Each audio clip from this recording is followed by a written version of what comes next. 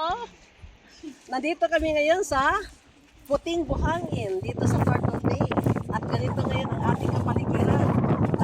Sinusunod-sunod ang ating kapaligiran.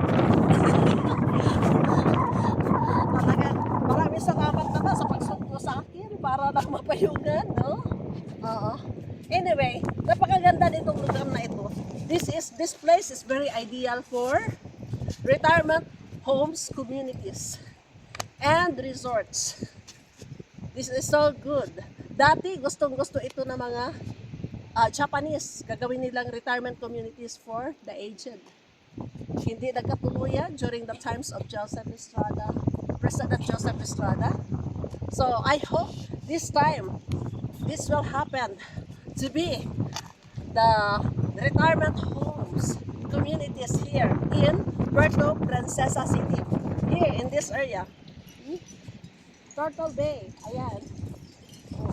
Dati dito may resort dito na may nakatira siya na German and he lived here. He has a cancer. But sabi ng doktor, he will live only for 1 month.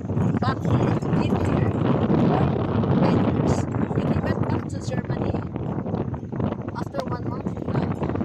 So there's power in this area. Very healing. Talagang yan ang nakapit yan sa hapon sa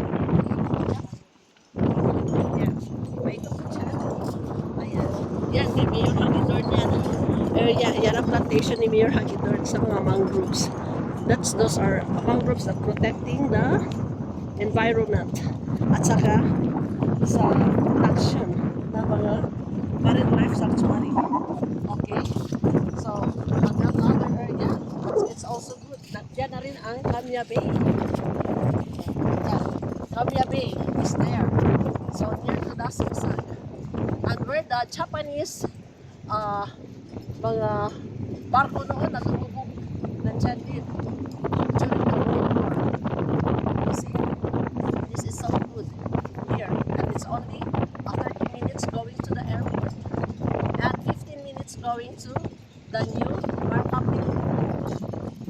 market and new terminal. From south and the